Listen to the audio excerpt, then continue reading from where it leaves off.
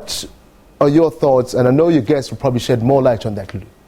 Thank you, Tabi. So now, just listening to and watching our political editor, foreign editor, Sophie Mgwena, speaking of the happenings in Zimbabwe and what the streets are like and what the country seems to be like in the sense of whether it's numbness or is it shock. Tabi, so we'll get more details on that as we speak to political economist and analyst Tamuka Chirimamboa, who is live in studio with us. Now, where did it go wrong with President Mugabe? We've just seen our foreign editor, Sophie Mgwena, just painting a picture for us and seeing the background where she mentioned the fact that a lot is to come with regards to decisions that were made in terms of a parliamentary process that will be implemented. As we watch the live broadcast or the live speech from President Mugabe, a lot of expectation was that he would resign. What went wrong? Yeah, I think firstly what we have to look at is just how the murky and more murkier the transition terrain is becoming in Zimbabwe. First of all, if you look at the strategy which the military had deployed, and also the faction aligned to former Vice President Emmerson Mnangagwa, was to try and portray to the world that what they are staging is not a coup, which was a brilliant move. But also it seems as if, there's been some form of prevarications, particularly after Zimbabweans went into the streets. If actually you look at the address which happened, the masses, you found out that in particular Patrick Shinamasa was booed by people, and he even questioned what it meant. So there could be issues of doubts, but I feel there could have been a moment which could have been lost. But the question of saying, is President Mugabe gone or not? I think it has become more of a moot argument. President Mugabe is gone, but the question is now saying when. I think what he's trying to do is to try and buy more time in office and win more concessions for himself and as well as his allies around him, and also try to come out like manage his reputation that has been damaged or bruised. It's much more about him trying to appear as if he has not been defeated. So it's a bit tricky, but I think it seems to be playing out to be a bit more uncertain. But the thing is that President Mugabe is going to go at the end of the day. In terms of that, President Mugabe going, why do you think it's taken him so long and to get to such a point where he has to literally be pushed out by members of his own party? What we have to understand is that President Mugabe, why he managed to get to this level. President Mugabe has always harbored the Life Presidents project, also the one-party state, which actually collapsed in 1989 when he was defeated. But then what has happened is that President Mugabe has been managing to playing faction after faction within ZANU-PF. So even when you look at the revolt, that's which was pitting former Vice President Joyce Mjuru and former Vice President Emmerson Mnangagwa, it didn't start. Even before that, there were people like Edson Zobo as well, who were also like the kingpin of the faction of this. But this has been playing on. This have been playing on and on until it got to a head point where it could no longer proceed. But what has happened is that in the end, those who were in ZANU-PF realized, in particular after the axing of Vice President Mnangagwa and also the axing of close to 400 officials within the ruling party in the other structures, and the attempts to elevate the First Lady to the VP post and potentially the presidents, it actually clearly showed to people that they were all going to be decimated by President Mugabe if they don't unite. So hence why they had to all turn against him. Let's speak about the process going forward. We saw our foreign editor, Sophie Mgwena, speaking about the parliamentary process. Take us through that process.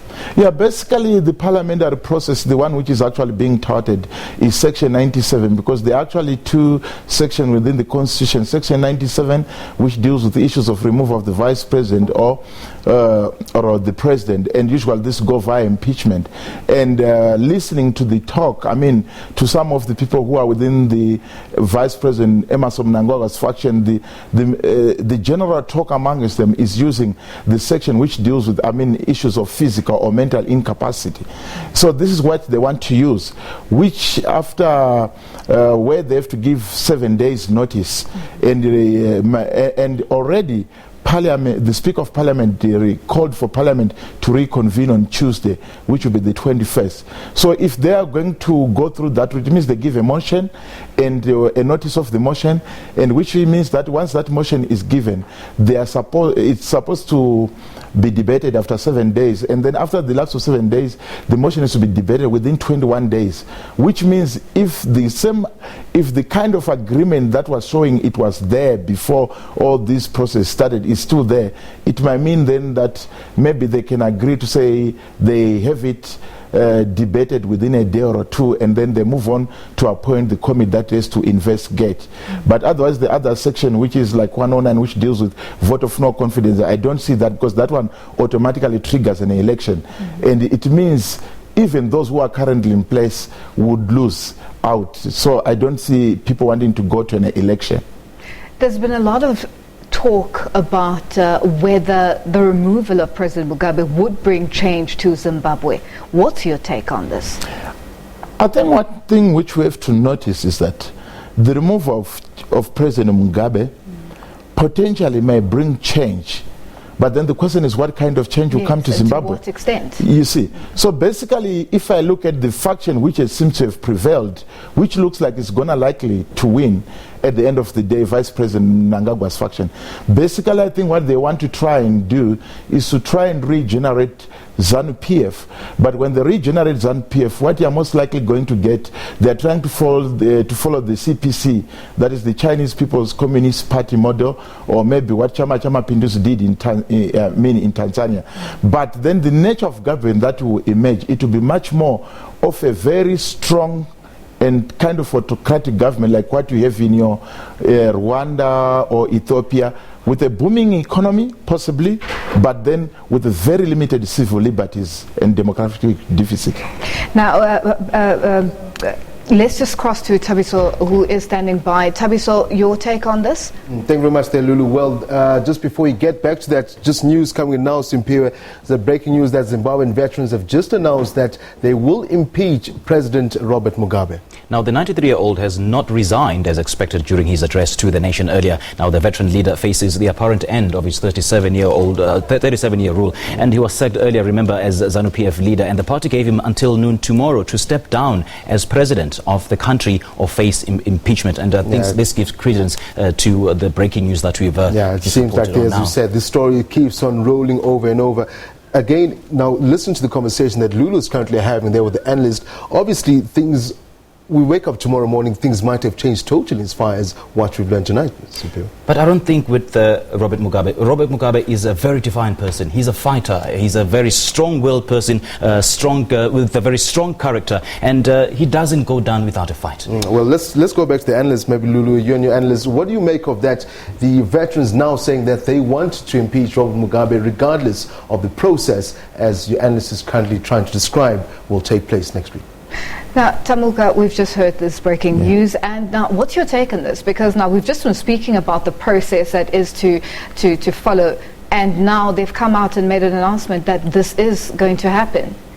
Yes, certainly there's a very high likelihood that he will be impeached, and the impeachment can be very successful. But at the end of the day, I think it will boil down to what those who have proved to be victorious in ZANU-PF are going to do, because basically there's the issue to say ZANU-PF, before even this started, already had a 2/3 majority in parliament, and in terms of the required numbers, they have it. And I think even after the Central Committee, Patrick Chinamasa actually made it quite clear that they do have the number. It's a ZANU-PF affair. But there's also the fact that this the opposition has hindered earlier on, and as of now they haven't yet shown any change in terms of the direction that they would not support the impeachment of President Mugabe. So I think that route will go on, and President Mugabe is most likely going to be impeached. But then the question which we will have to look at is once he's impeached, then it means the process may try to drag a bit longer than we expected. Now, when you say the process may drag a bit longer than expected, and seeing my colleague there, Simpiwe, mentioning the fact that Mugabe is a fighter. I mean, today everyone expected that he would resign after this, the meeting that he had with the chiefs and ZANU-PF and the commanders. The expectation was he was going to resign. But watching him and going through his speech and also missing some pages, where he eventually spoke about camaraderie and where he comes from with a lot of people who are now seemingly turning against him. He spoke of unity and developments going forward.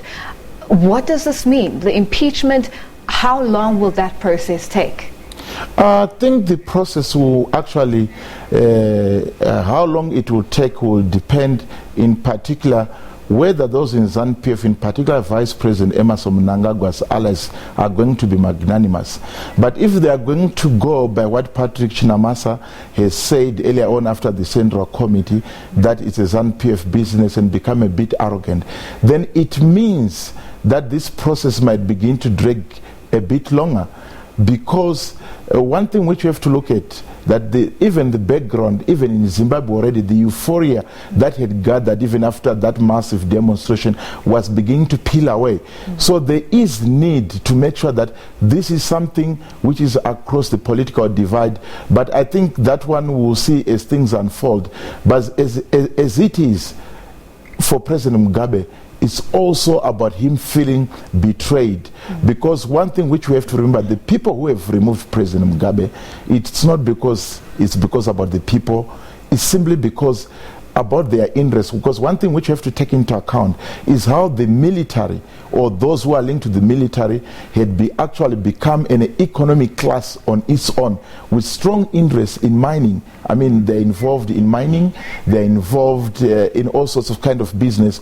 So basically, they just want someone who can protect their interests. And this is what this whole fight is about. It's all about ZANU-PF and not the people. But then the question is, to what extent will they be able to hold or to keep that galvanized force which we had seen brewing yesterday, to say, will it going to be a bubble that will burst soon? But that can be told by time. And now, just speaking of the powers that they have and the economic interests that they have, is Emmerson Mnangagwa a part of this? Certainly he is part of this, because one thing which we have to look at, you have to look at what Patrick Chinamasa has been trying to do before he was dismissed as finance minister. That is the Lima process, the re-engagement process with the West. And we also have to look at the interview which Vice President Mnangagwa gave in the New African, and also the address where he addressed in China, where he was actually, that should be a year ago, where he was talking about Zimbabwe having gone like 20 years back. And the indications which he has seen in beginning to make concessions to business, which became one of the things which was being accused that he's betraying, he's moving away from the discourse of Third Chumrenga, indigenization. And this is the faction that has promised that even when it gets into power, it's going to reverse all things like indigenization and the land reform. And there are telltale signs to this.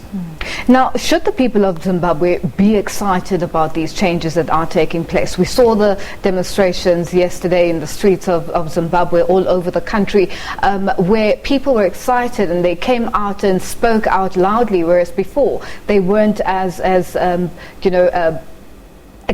they wouldn't show the emotion. So this time around, we saw people screaming the fact that Mugabe must go. Yeah, certainly what you have to understand that the ZANU-PF rule had been personified around the picture of President Mugabe. He had become like a cult, become the symbol of ZANU-PF and its bad governance practices. But also, in as much as that has got a semblance of truth, it's a very limited perception to think that the problems of Zimbabwe is solely President Mugabe's problems, but it was because of him and his ruler. But then you have to understand the excitement of the people, that these are people who have been oppressed, and for them, even if you were going to have a baboon or a dog being presented as an alternative to President Mugabe, people would be happy.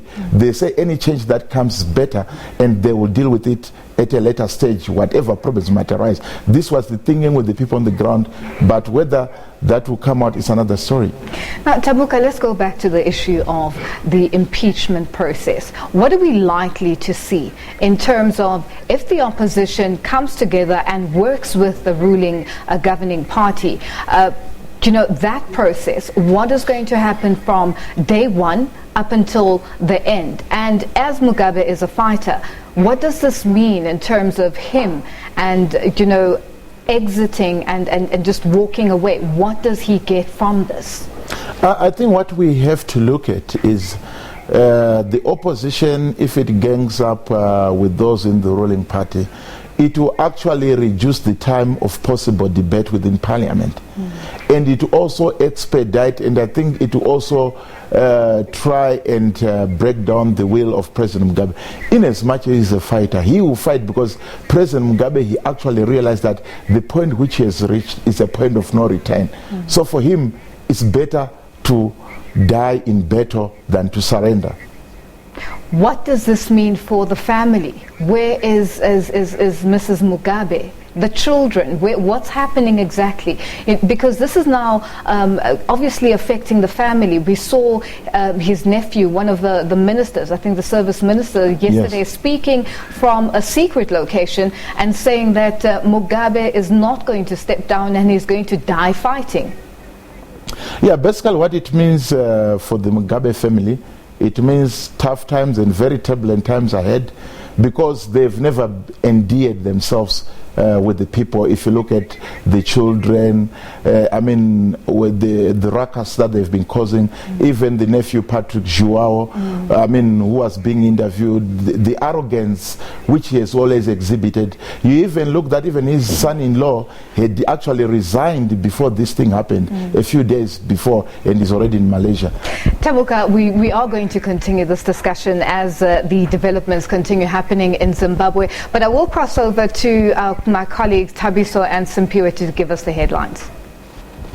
Thank you indeed there, Lulu. Well, it's just gone 1 minute past 10 o'clock Central African time, 22:01 actually Central African time, and obviously we're going to take quick headline news, and the lead story obviously being the fact that the President of Zimbabwe, Robert Mugabe, has yet to pronounce his resignation from the seat of power. So let's take those news headlines right now.